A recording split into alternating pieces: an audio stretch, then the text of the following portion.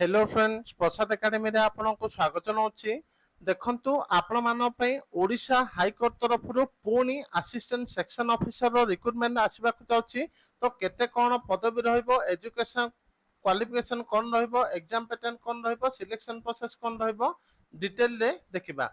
तो डिटेल रे देखिया पूर्व आप को गोटे छोटा इनफॉरमेशन देवा चाहूँगी। तो जो माने भी ओ त्रिपुरेश्वर आरआई एआर अमीन आईसीडी सुपरवाइजर पे मॉक टेस्ट चाहते आपण माने मात्र 128 टंका पेमेंट करके एई मॉक टेस्ट को पाई परिबे। तो 128 टंका रे 50 टी फुल लेंथ मॉक टेस्ट पाई परिबे। तो जो माने भी एटा को परचेस करिया पे चाहउछंती क्रैक ओ ट्रिपल एससी कूपन कोड को यूज करके प्रसाद एकेडमी एप्लीकेशन रो परचेस कर परिबे।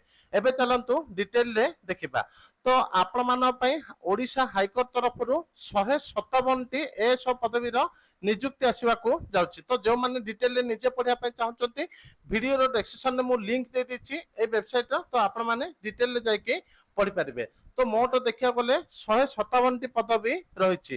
तो एज लिमिट कौन रहिबो देखंतु एज लिमिट 21 टू 32 वर्ष रहिबो। तो एई जो 21 टू 32 वर्ष रहिबो आपनकर एजटा को डेट को काउंट करा जिवो। तो जो दिन नोटिफिकेशन बाहरिबो सेही दिन को नले नोटिफिकेशन रो लास्ट डेट जोटा कि अप्लाई रो लास्ट डेट को काउंट करा जिवो।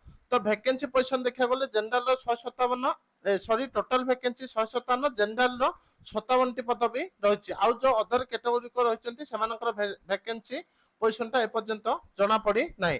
तो एजुकेशन क्वालिफिकेशन देखिया गले जो माने नॉर्मल ग्रेजुएशन करछंती से माने एई पदवीटा को आवेदन करि परिबे। तो आपनकर सिलेक्शन प्रोसेस देखिया गले फर्स्ट प्रीलिम एग्जाम हबो, तापरे मेन एग्जाम हबो, तापरे कंप्यूटर एप्लीकेशन टेस्ट हबो, तापरे वाइवा टेस्ट हबो, तापरे आपनको डॉक्यूमेंट वेरिफिकेशन हबो।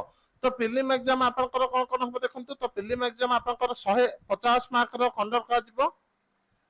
150 मार्क रे कोन कोन एग्जाम हबो देखंतु। आपनकर जनरल इंग्लिश आसीबो, जनरल नॉलेज ऊपर क्वेश्चन आसीबो, लॉजिकल रीजनिंग आसीबो, क्वांटिटेटिव एप्टीट्यूड ऊपर क्वेश्चन आसीबो।